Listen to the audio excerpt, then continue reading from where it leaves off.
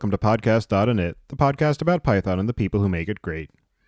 When you're ready to launch your next app or want to try a project you hear about on the show, you'll need somewhere to deploy it, so take a look at our friends over at Linode. With 200 gigabit private networking, scalable shared block storage, node balancers, and a 40 gigabit public network, all controlled by a brand new API, you've got everything you need to scale up. And for your tasks that need fast computations, such as training machine learning models and running your CI/CD pipelines, they just launched dedicated CPU instances. And they've also got worldwide data centers, including a new one in Toronto and one opening in Mumbai at the end of the year. So go to pythonpodcast.com/Linode, that's Linode today, to get a $20 credit and launch a new server in under a minute. And don't forget to thank them for their continued support of this show. And to grow your professional network and find opportunities with the startups that are changing the world, then AngelList is the place to go. Go to pythonpodcast.com/angel today to sign up. You listen to this show to learn and stay up to date with the ways that Python is being used, including the latest in machine learning and data analysis. For even more opportunities to meet, listen, and learn from your peers, you don't want to miss out on this year's conference season. We have partnered with organizations such as O'Reilly Media, Dataversity, and the Open Data Science Conference, with upcoming events including the O'Reilly AI Conference, the Strata Data Conference, and the combined events of the Data Architecture Summit and Graph Forum. Go to pythonpodcast.com/conferences to learn more and take advantage of our partner discounts when you register. And visit the site at pythonpodcast.com to subscribe to the show, sign up for the mailing list, read the show notes, and don't forget to visit the site at pythonpodcast.com to subscribe to the show, sign up for the mailing list, and read the show notes. And to help other people find the show, please leave a review on iTunes and tell your friends and coworkers. Your host as usual is Tobias Macy, and today I'm interviewing Russell Keith-Magee about potential black swans for the Python language, its ecosystem and community, and what we can do about them. So, Russell, can you start by introducing yourself? Hi, I'm Russell Keith. I am a Perth, Western Australia resident, born and bred. I have been an active member of the Python community for about 13 years now, 14 years. Got most of my start, or my public reputation, I got known through Django, being one of the early contributors to Django. I continue to be a part of the Django community. Most of my open source efforts have sort of migrated over time towards other things, which is sort of what brings me here today, I suppose. And do you remember how you first got introduced to Python? I would have first seen it in the late 90s in the 1.4, 1.5 sort of time frame. At that point, it was mostly a scripting language that had wonky syntax that was used as a configuration language for Red Hat. And I sort of saw it, had the sort of visceral reaction everyone does when you've learnt C and all of a sudden this white space sensitive language appears, and it didn't immediately take. But after a while of using it, it kind of, a while of using it, and also a while of dealing with other code bases that were not white space significant, but variously had or hadn't applied good formatting rules. In particular, at the time, I was writing a lot of, professionally was working with Java, and you could get the Java standard library or the source code for the Java standard library, and just the internal formatting of it was just atrocious. And you sort of had this sudden realization that if this code had been written properly, it would have been indented. And Python's just saying, as a formalism, we're going to use that indentation as the thing that you have to do in order for the code to run. You never see badly formatted code again. And that was sort of light bulb moment went on that, there is value here in, if the language makes you do something, then it's going to be done every time. It doesn't become an optional feature. And that sort of design aspect became very, very appealing. And I got a lot more involved in using Python after that. Didn't end up using it professionally or using it in a sort of serious capacity professionally until I got involved with the Django project, which was an interesting little series of coincidences where I was tinkering with a toy project in my spare time, discovered Django, got involved with Django, and then the work project that I was on just turned out to be a good match for a web service. And then working on Django was something I could then actually validly use work time to contribute. Did you ever end up finishing the side project that led you to Django? Oh, no.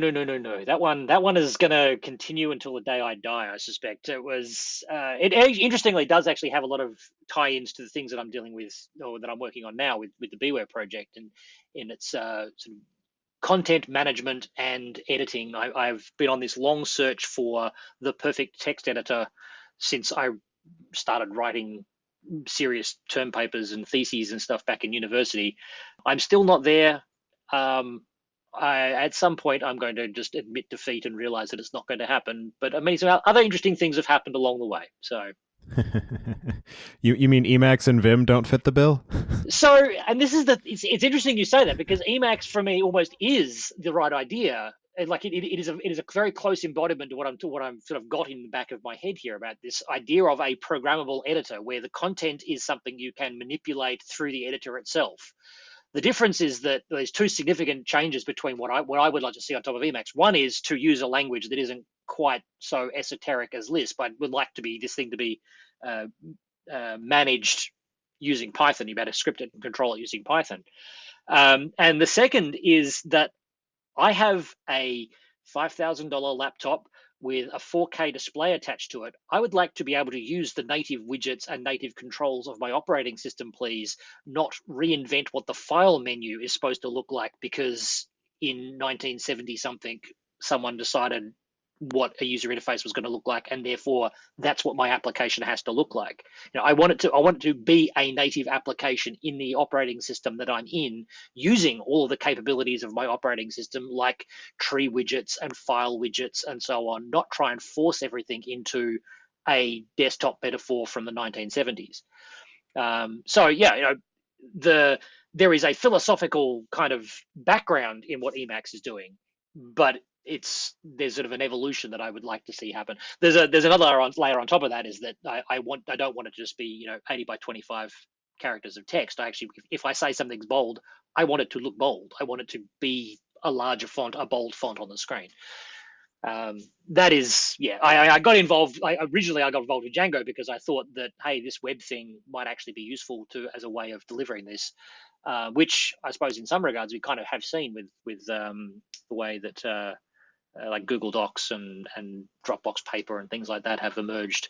But yeah, I haven't ever really got beyond the tinkering phase with that project. I've built lots of other things along the way, like Django and Beware and so on. Yeah, it's funny how that ends up being a recurring theme where Glyph ended up inventing Twisted because he wanted to write a game that never actually got finished, and many other people who have ended up finding Python because of some side project that they then abandon in favor of other things that they discover. Yeah, and even outside of Python, like Cal Henderson originally was the creator of Flickr and is now the CTO, I can't remember, of Slack. Both of which are essentially, well, Flickr was a way of managing his game resources that were photograph or that were images, and Slack was a chat forum for a game, and they've kind of all both turned into massive, huge things all on their own. Eventually, I'm sure Cal will finish writing this game he's been working on for 20 odd years at this point. But yeah. In any case, the main reason that I invited you here today is so that we can talk about your PyCon keynote. But before we get into that, one of the main themes that you touched on there is the idea of a Black Swan. So I'm curious if you can start by explaining what that term means, particularly in the context of the conversation that we're having today. Sure. So the Black Swan is a sort of an animal that is close to me geographically and to my heart geographically. It's the state bird of Western Australia. The reason it connects in is that it's become a bit of a metaphor for a larger idea after that. In the 1600s, or prior to the 1600s, there was a very firm belief that all swans were white. There's a Roman phrase, a Latin phrase that I can't put my finger on right now, but it's basically saying, like, it uses as an example that, but we know that all swans are white. And then Dutch explorers or Dutch traders who were accidentally sailing around and bumping into Western Australia discovered Perth and discovered black swans, and all of a sudden the world's idea of what a swan could be changed overnight. Now, there was nothing particularly radical about the idea that a bird could be black. There are other black birds. There just wasn't any black swans that we knew about. And the fact that we hadn't seen them yet didn't mean they didn't exist. So there's a essayist and statistician and economist named Nicholas Nassim Taleb, who wrote a book in the late 1990s, early 2000s, I can't remember, where he used the black swan as a metaphor for world-changing events, things that have always been true, or suddenly the world changes in some radical way. But as a result of this new observation, this new understanding of the world, the way everyone sees the world changes. There are certain events that have occurred in the world that have just radically changed what everyone thinks about how the world operates. The computing industry is a great example of that. We had in the 1970s, we had the microprocessor revolution when all of a sudden Apple and IBM made home computers, and all of a sudden what people think of as computers radically changes. Apple did it did it again in sort of the early 2000s with the iPhone. There was this world where everyone had these brick phones. You had your Nokias and your Motorola's and whatnot, and Apple came out with the iPhone, radically changed what everyone thought a phone was, and the world has never been the same since. So the idea behind Black Swans, though, is not to say that the world is going to radically change. It's that it's the things that you don't expect that will completely change the world you're in. The idea that that there are things, sometimes your assumptions are incorrect because you haven't thought about all the consequences of your assumptions. And the only way to really protect against the future is to really challenge everything that you think about the world and why everything you think about the world is the way it is and why it must be the way it is. Because if it ever changes, it could completely upset the way you make money or the way you operate. In the context of Python, Python is today a popular language. It is a widespread language. It's used in education. It's used for web programming. It's used for all sorts of things. Used for data science. But why is it going to stay that way? It's not inevitable that Python will always be a popular language. So what's going to change that? What could change that? Could the industry change in such a way that Python is no longer popular, or that changes the focus of people who are currently using Python to use another language? And so the conversation that I was trying to get started at PyCon this year through my keynote was to think about the future of Python. Where is Python going? What are the strategic risks to Python? Things that may not have happened yet, but could happen. And if they did happen, would radically change the Python ecosystem that we know about today. And I highlighted a couple in my keynote, but I think there are even just the basic process of thinking about where we are as an ecosystem, where we are as a community, what could change, how computing could change, how programming could change, how society could change, such that the Python that we know today could be at risk. And that was kind of the Black Swan in the context of Python, is to think about what things do we currently believe must always be white in the Python community, and if someone turned up tomorrow with a black version of it, would completely change Python's viability as a programming language. And as you mentioned, the opening keynote is something that sets the tone of the entire conference. And I'm wondering, what was your motivation or catalyst for choosing this particular topic at this particular time as the way to set the stage and set the conversation for the overall conference, which is the largest gathering for the Python community on an annual basis? And also, just I'm wondering too, if you were selected ahead of time to present the keynote and then you chose the topic, or if you submitted the topic and then it became the keynote. So this wasn't a submitted talk that got turned into a keynote. I was approached by Ernest 3 or 4 months before the event, just to say, hey, are you interested? Would you be interested in giving a talk? The talk that I gave was a completely new presentation, new set of ideas. This is the first time I spoke about black swans as a metaphor for this whole thing. But this is sort of about a general subject area that I've been speaking about for a while, about, from a technical perspective, what are the risks to the Python community, and from a social perspective, what risks exist to our community continuing to survive and thrive. So it was ideas that I have presented at other events, I've been on the keynote circuit for a while. I've been around a number of regional PyCons over the last couple of years, telling a version of this story. But this was because of that, Ernest knows me, knows my work, sort of invited me to take that and say, hey, do you want the big stage for a bit to talk about these ideas? And yeah, I think it was a very strategic thing from Ernest's part, that it's the opening keynote. This is an opportunity to, both in part inspire change, or at least inspire the discussion that could possibly lead to change. I will leave it to others to decide whether I've met that challenge, but it was certainly an honor to be given the opportunity.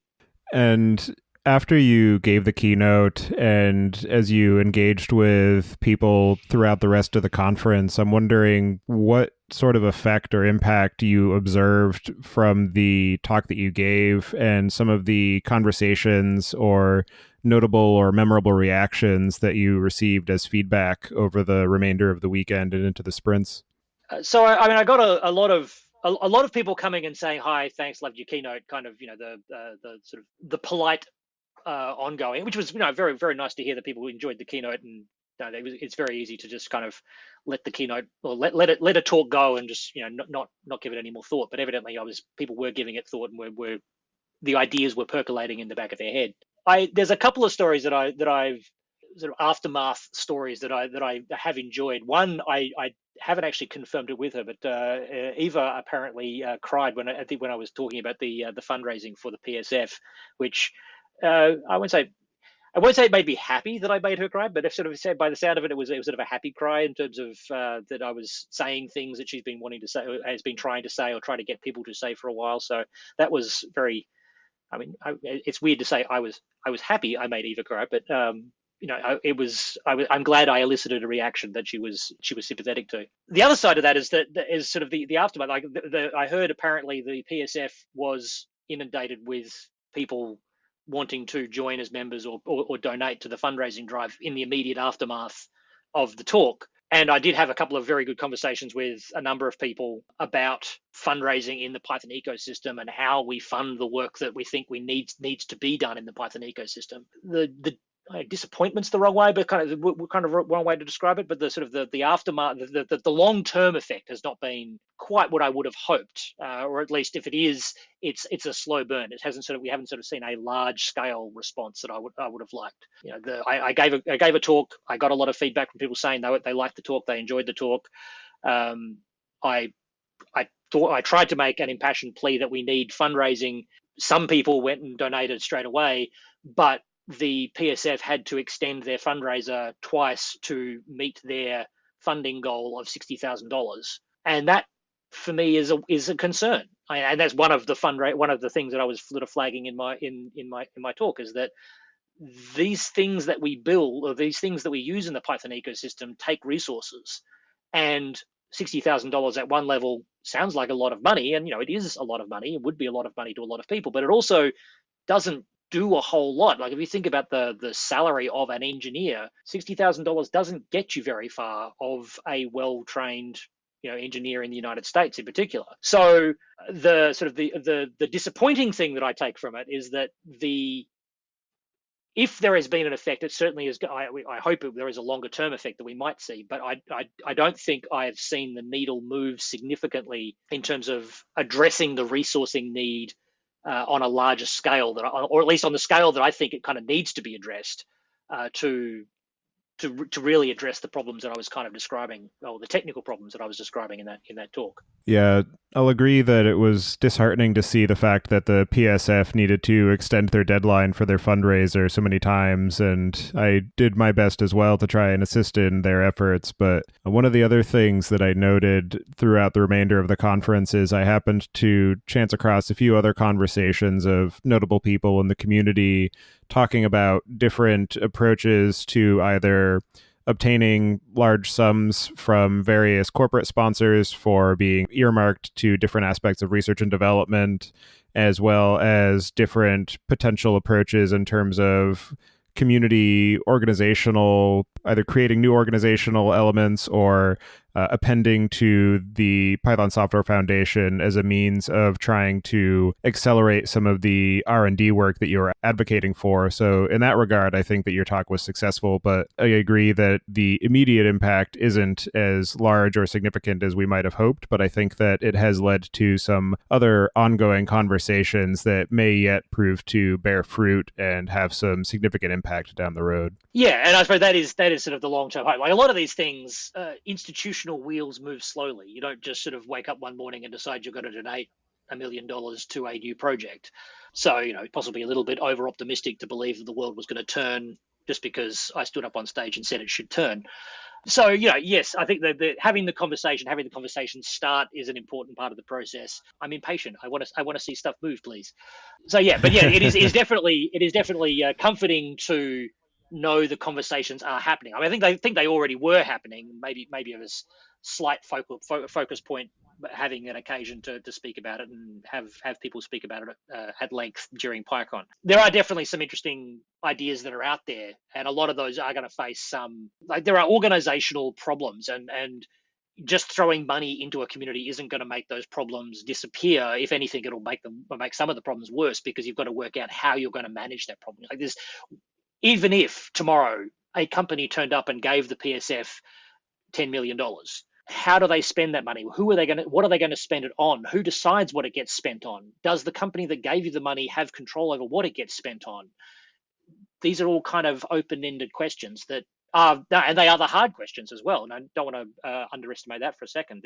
The setting up the infrastructure that allows money to be spent in a way that that removes the appearance of bias, or removes the appearance that you can buy influence on the PSF or buy influence on the Python development process, is just as important as having the money as well. So yeah, there is definitely an ongoing conversation that needs to happen here. And from the sort of outside perspective of Python continuing to rank incredibly high on these different language indexes of popularity, and the fact that it has become so widespread in so many different domains, some people might say that this conversation doesn't even need to happen right now because the Python community is so successful and vibrant, and it's producing new capabilities all the time. And so I'm wondering what it is about the current point in time, both in terms of the community as well as the larger ecosystem of technology and software, that means that this is the right time to be having this conversation and planning for the future of Python, versus just sort of riding the wave that is the popularity of the language and its community. I suppose I would argue that we, to some extent, have already started to see what happens if you take that approach. I am a very proud member of the Django community, but the focus of PyCon over the past couple of years, the focus of web technology generally, has moved from a place where you would have said Python was one of the premier languages for building web tech, to being almost difficult to recommend why you would use Python. The web space has very much moved on and is very much a JavaScript world now. Now, we can argue whether that's a good thing or a bad thing, but just because Python was successful in the web space did not mean it was going to remain successful forever in the web space. The web changed, and Python didn't have a good story, and so people didn't hang around the Python ecosystem for that. Now, I don't think we've lost that battle entirely. I don't think we have completely ceded all ground to the JavaScript community in the web. I think there is still a lot of stuff we can do in that space, but we are starting to see the effects of that shift in the focus of development moving more into JavaScript tooling than it is into Python tooling in web tech. There are analogies in similar spaces elsewhere. In other domains where Python currently has some semblance of supremacy, like data science is a good example. Yes, Python is a very widely used language in data science. It does not mean that it will always be a well-used language in data science. And just expecting that Python will go along for the ride and nothing else will come along means that we're going to miss opportunities to cement and ensure Python's long-term success. Apple is currently throwing a lot of money into Swift. There is a lot of money in the Java ecosystem. There is a lot of money in the JavaScript ecosystem, all of which looking to acquire pieces of the broader computing market that Python currently considers to be its domain. If we are not pushing back and trying to expand what Python can be used for, and to ensure that Python remains the best option in those ecosystems, or in the ecosystems where it already has some semblance of supremacy, then longer term, what reason do we have to believe that Python will continue to be the premier language for data science? It certainly won't ever completely die away, but will there come a time where people turn to JavaScript or Swift or some other language as the primary language for doing data science work? It's entirely possible. It's just going to take time and the development of those individual ecosystems, and those ecosystems satisfying other requirements. What are those other requirements? That's then the $1 million question. I have a few ideas around the fact that Python doesn't have a good story on mobile. Python doesn't have a good story in the web. JavaScript has a really good story in the web. JavaScript has an okay story on mobile. Swift has a really good story on mobile, has a really good story on desktop for Mac. It doesn't have as good a story for Android, but that's a space where it could move in. And these are areas where Python is not currently looking. Like Python is not having doesn't have a good story on mobile. Python doesn't have a good story for application distribution. If we don't develop one, then people are going to pick the tools that are best for what they need to do. And if what they need to do is build an app for their phone, they're not going to learn Python. They're going to learn another language and then discover that, this other language has really good data science tools, and then they won't learn Python for data science either. So yeah, that's kind of the big strategic risk that I see, is not paying attention to what else Python could be used for and developing those capabilities because they could be useful, and letting other ecosystems claim territory that Python would have historically called its own. And one of the other risk factors in that some of these other domains are either gaining ground where Python was previously very popular, or new areas that have been developing, such as mobile, where Python hasn't yet established itself, particularly because a number of those areas, notably mobile and the web, are some of the first interactions that people now have with computation, and where they might decide that they actually want to get involved in programming. And so because of the fact that the default choice isn't Python, it means that there is a reduced probability that they are going to end up choosing Python at any point in their computing career. And then we don't have newcomers to the community to replace people who are aging out or retiring or moving on to other projects or disciplines or whatever the case may be that causes them to move away from Python. So we need to be able to make sure that we are maintaining and growing the people who are using the language, as well as increasing the capabilities of the language itself in some of these new domains to make it a viable choice for somebody who is coming into the area. Yeah, no, I completely agree. You only got to cast your minds back about 20 years. Visual Basic was a huge language because it was the language that was available on everybody's Windows computer, and it was good enough to do most of what your average everyday non-expert programming user needed to do with their computer. They could move their Word documents, move their Excel documents, write a little script to interact with a database. They could do that kind of thing if they were so inclined. And a lot of programmers never moved beyond learning Visual Basic. Python has a really good case to make as being a first contact language. The success of programs like Django Girls and using Python as a language of first contact for programming in schools and education contexts, it proves that Python is a good language to teach someone how to program in. It is used in a lot of domains, or it can be used in a lot of domains, so it has the capability to do a wide range of things. But if nobody has any reason to pick it up in the first place, because it's going to be their third programming language,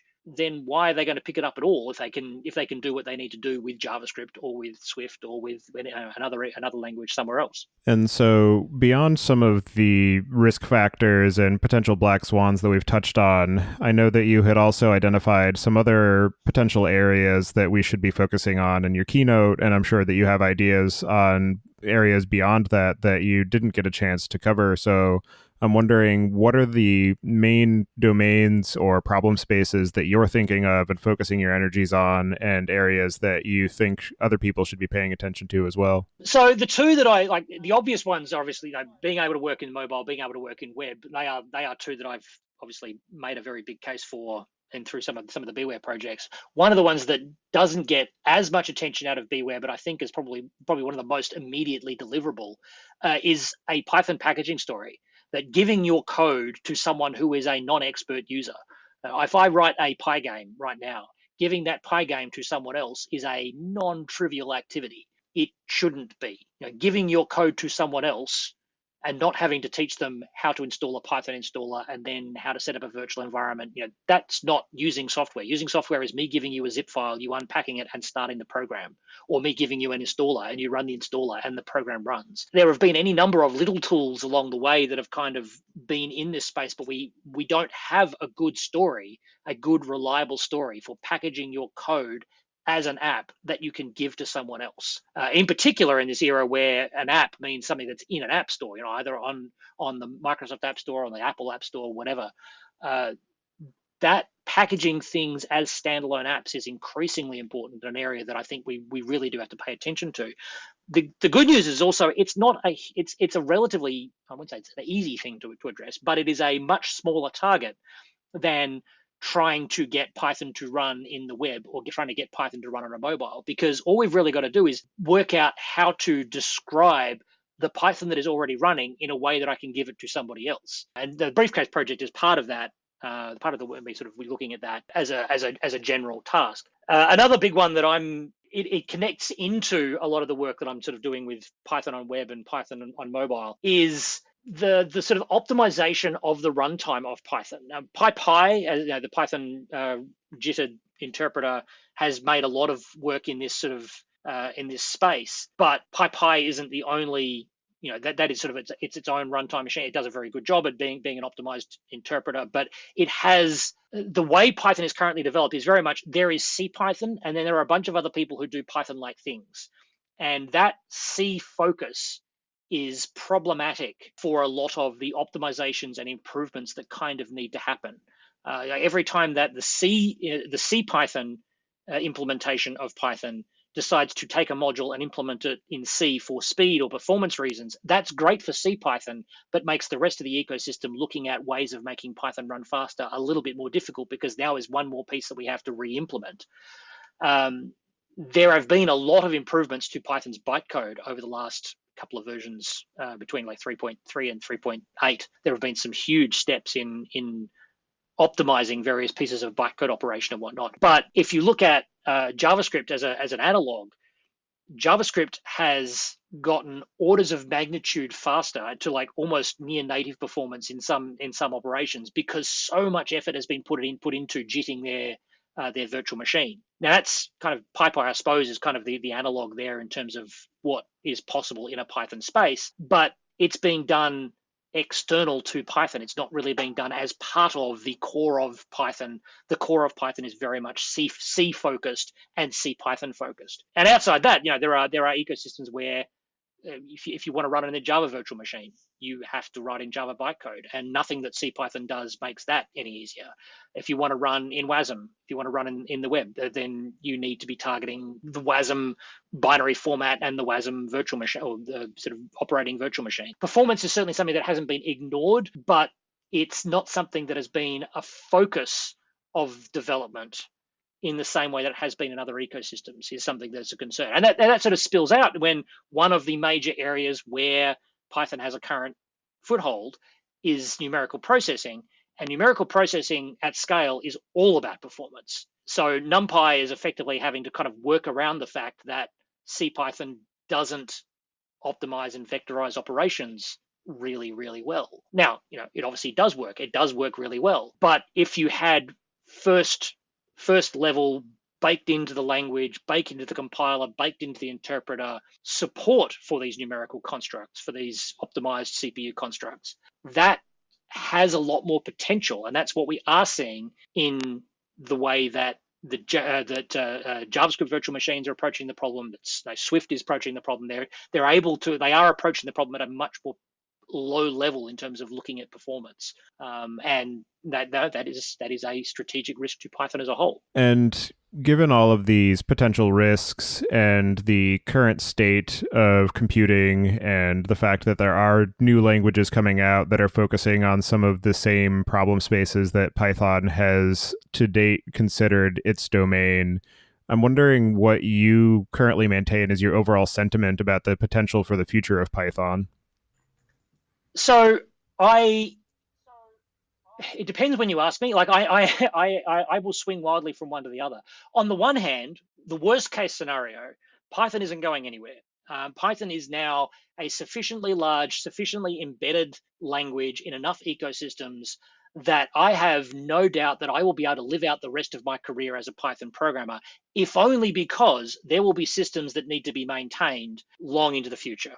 You don't get to be, on those lists, like TIOBE lists of most popular programming languages, unless you are in some very large systems in some very large places. And once you're in large banking systems and large insurance systems, you can't get that stuff out. We are still maintaining COBOL code, and nobody learns COBOL anywhere unless they're learning how to maintain an old COBOL code base anymore. So there is an extent to which Python is at this point, at very worst case, the next COBOL. This is a language that is going to be around forever. It is going to be maintained for a very, very long time, or it's going to need to be maintained for a very, very long time.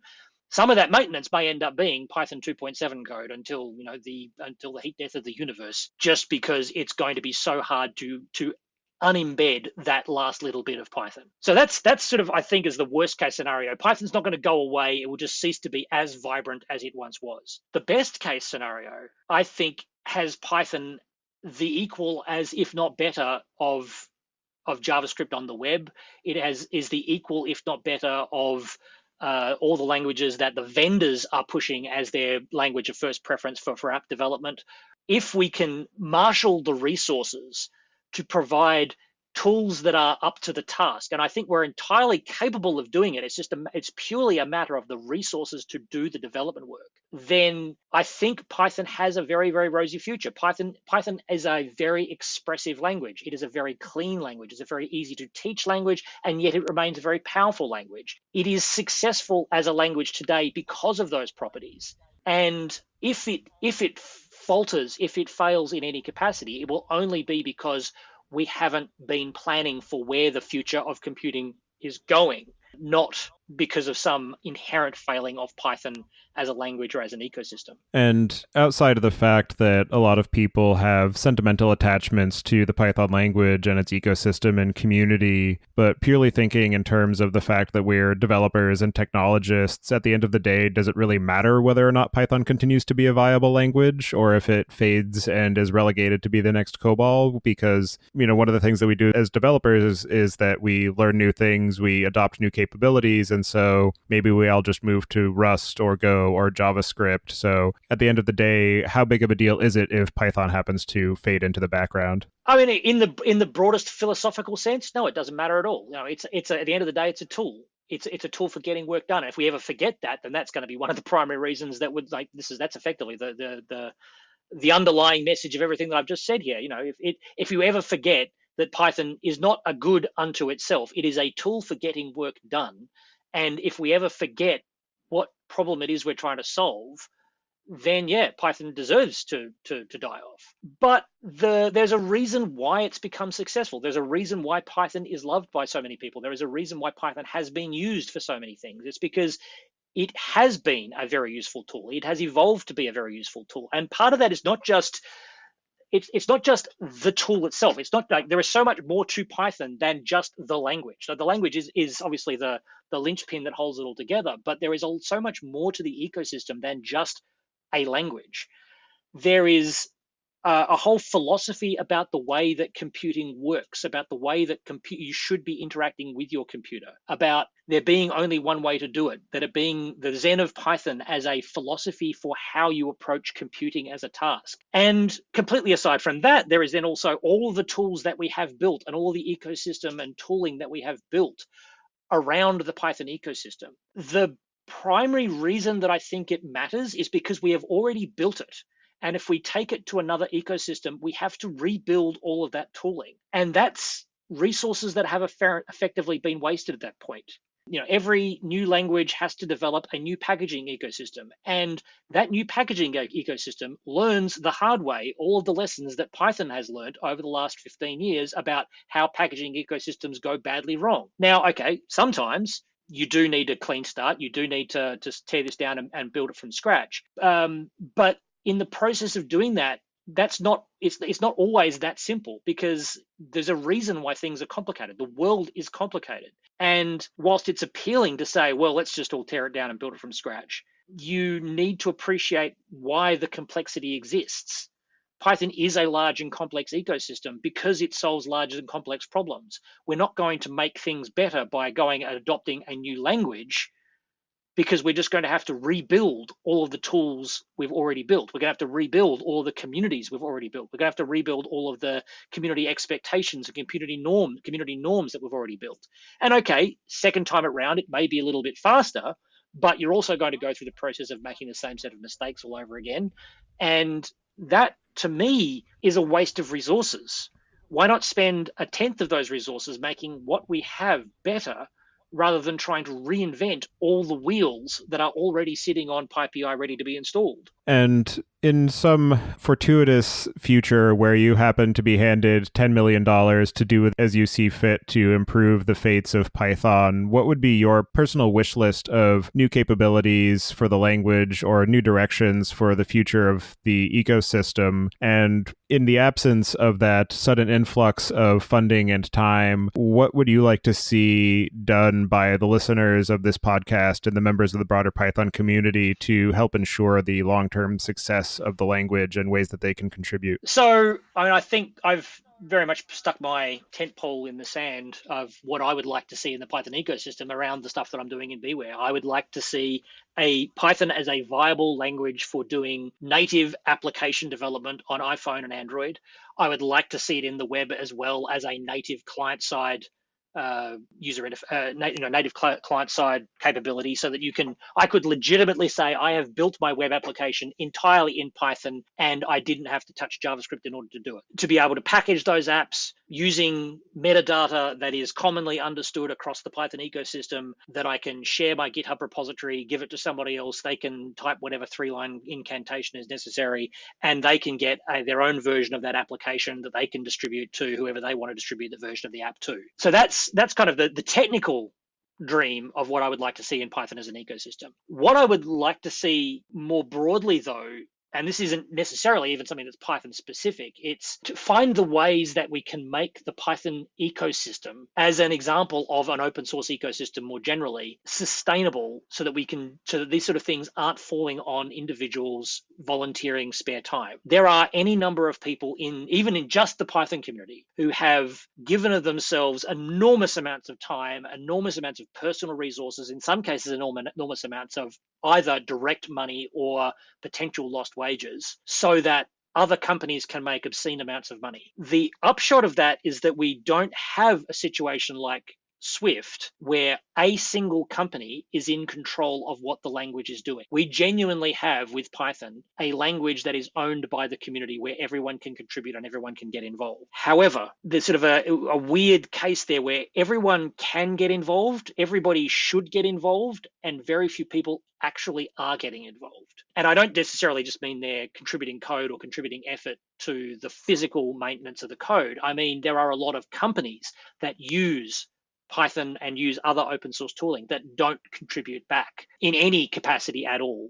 And at the simplest capacity which they could donate would be, or could give back, would literally be the money to help get the work done that needs to be done. My biggest wish list, and this isn't just about Python, it's about the open source ecosystem more broadly, is to find out how to crack this nut of working out how to find the resources to enable us to have sustainable maintenance of the tools that we are all using and all depending on and all like to use, rather than it falling on to occasional companies who, for whatever reason, decide it's in their interests to donate 20% time or occasional 20% time to actually have genuine resources towards the maintenance of the tooling that we're using. Because the current situation, like I have now been in this game long enough, and I'm starting to see second, third generation of people burning out on contributing to open source because they are very much aware of everything that needs to be done. There is an immense amount of work that could be done, but there is no resources to actually make that work be done. And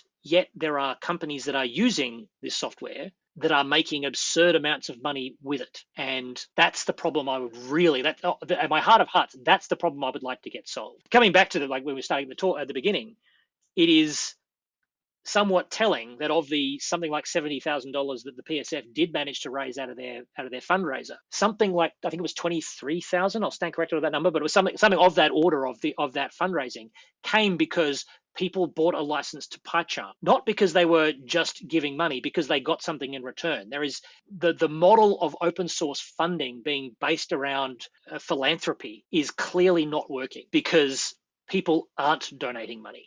Even like anyone could donate money today. The PSF had a fundraiser open for months, and yet people didn't donate. Why not? Some of that is is actually a business thing. Like the ways that business operates, or the way that business operates, is that you need to be able to put that onto your balance sheet, and it's very, very hard to find a reason to spend money when you don't actually have to spend that money. Finding out how to reframe the open source offering in such a way that it does fit on balance sheets in an obvious way, I think is the critical part of this puzzle, working out where the money is going to come from to actually maintain and develop and research the changes that we need in the Python ecosystem and the rest of the open source ecosystem is the big piece of the puzzle that is currently missing. Yeah, and it's definitely telling that there are businesses being established around that entire problem space. The one that comes first to mind is Tidelift, because I know some of the folks who work there, but I know that there are other efforts underway to make some sort of an identifiable exchange for companies to contribute money to the overall sustainability of open source as a sort of risk mitigation factor for their business. And so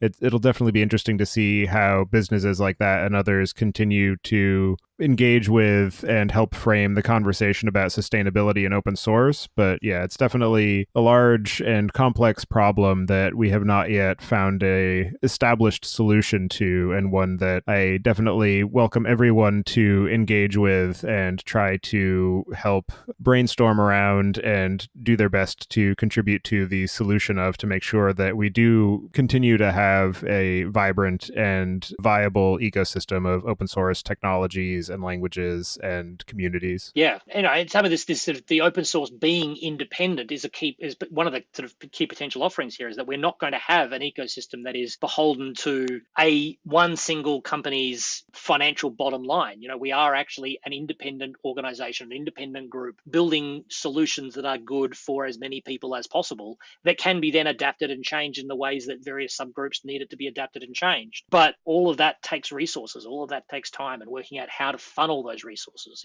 is the critical part.